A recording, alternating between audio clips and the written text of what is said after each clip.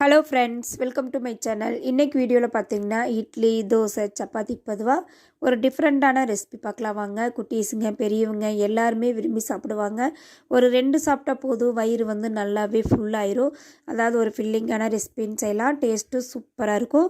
வீட்டில் இருக்கிற கொஞ்சம் பொருட்கள் இருந்தாலே போதும், ஈஸியாக செஞ்சிடலாம். வாங்க எப்படின்னு பார்க்கலாம்.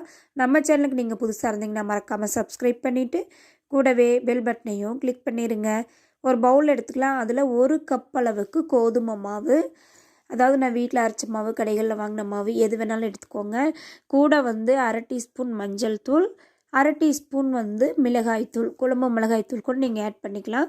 1/2 டீஸ்பூன் போல் உப்பு சேர்த்துக்கோங்க. சேர்த்துட்டு ஒரு விஸ்கு வச்சு நல்லா கலந்து விட்டுடலாம். அதாவது நம்ம சேர்த்துன மசாலா பொருட்கள் எல்லாமே இந்த மாவில் நல்லா மிக்ஸ் ஆகி வரணும். அதுக்கப்புறம் பார்த்திங்கன்னா 1 கப், அதாவது மாவெடுத்து அதில் 1 கப் அளவுக்கு தண்ணி எடுத்துக்கிறேன். அந்த தண்ணியை சேர்த்துட்டு கொஞ்சம் கொஞ்சமாக சேர்த்து நல்லா சாஃப்டாக பிசைஞ்சிருங்க.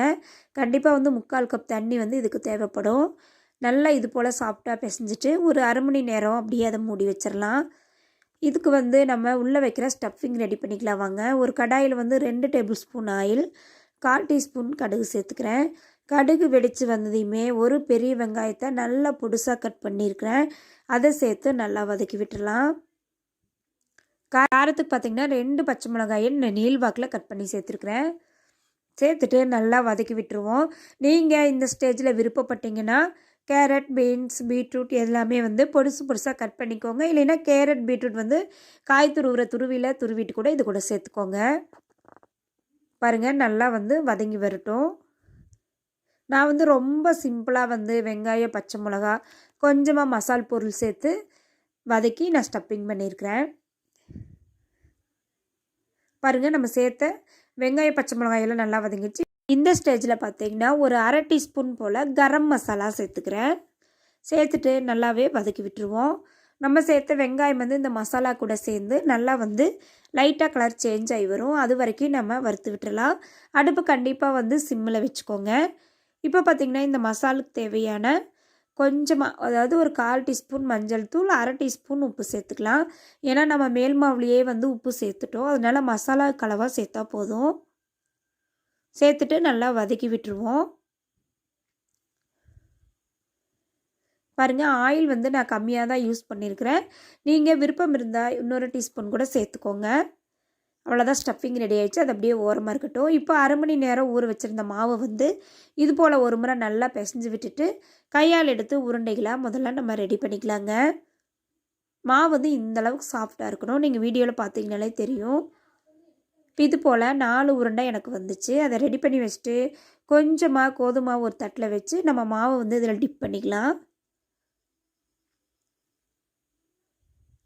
இப்போ நம்ம சப்பாத்தி தேய்க்கிற கல்லில் கொஞ்சமாக ஆயில் அப்ளை பண்ணிவிட்டு நம்ம ரெடி பண்ணி வச்ச மாவை வச்சு தேய்ச்சிக்கலாங்க. ரொம்ப வந்து லேசாகவும் இருக்கக்கூடாது, ரொம்ப வந்து கெட்டியாகவும் இருக்கக்கூடாது. மீடியமான சைஸில் வந்து நம்ம இதை சப்பாத்திகளாக தேய்ச்சிக்குவோம். பாருங்கள், 2 சைடு இது போல் பரத்திட்டு கொஞ்சமாக மாவு தேய்ச்சி நல்லா நீங்கள் அழுத்தி தேய்ச்சிங்கன்னா நம்மளுக்கு மீடியமான சைஸ் வந்து நம்மளுக்கு கிடச்சிரும்.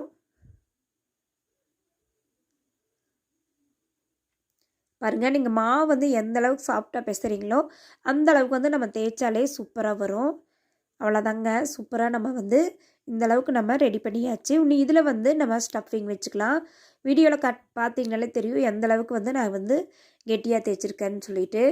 இப்போ இதோட சென்டரில் வந்து பார்த்திங்கன்னா நம்ம ரெடி பண்ணி வச்ச ஸ்டஃபிங்கை இதுக்குள்ளே வச்சுருவோம். வச்சுட்டு நம்ம மோமோஸ்க்கு மடிக்கிற மாதிரி நம்ம மடித்து எடுத்துக்கலாம்.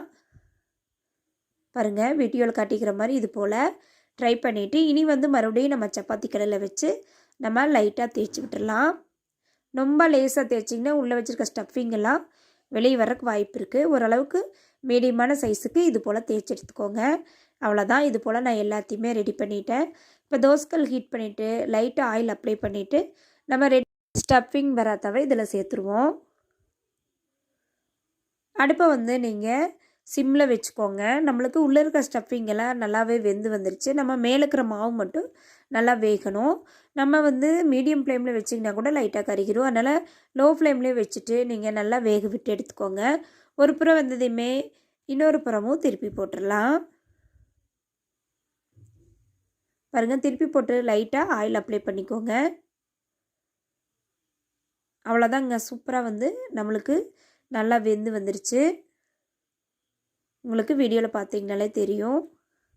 ரொம்ப ரொம்ப ஈஸி. நம்ம வீட்டில் இருக்கிற 2 பொருள், அதாவது ஆல்ரெடி காய்கறிக்கு வச்சுருக்கிற வெங்காயம், பச்சை மிளகா, கோதுமை மாவு இருந்தாலே ஒரு வேளைக்கு இது போல் டிஃபன் ரெசிபி ஈஸியாக செஞ்சிடலாம். அவ்வளோதாங்க, நல்லா வெந்துருச்சு. இப்போ நம்ம ஒரு தட்டுக்கு மாற்றிடுவோம்.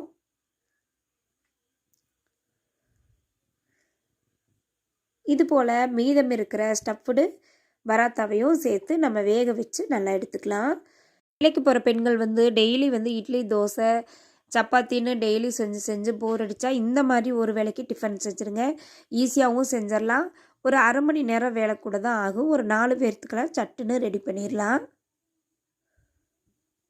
அவ்வளோதாங்க, சூப்பரான நம்மளுக்கு ஸ்டஃப்டு பராத்தா ரெடி ஆகிடுச்சு. இது போல் எல்லா பராத்தாவையும் நான் வந்து சுட்டு எடுத்துருக்கிறேன்.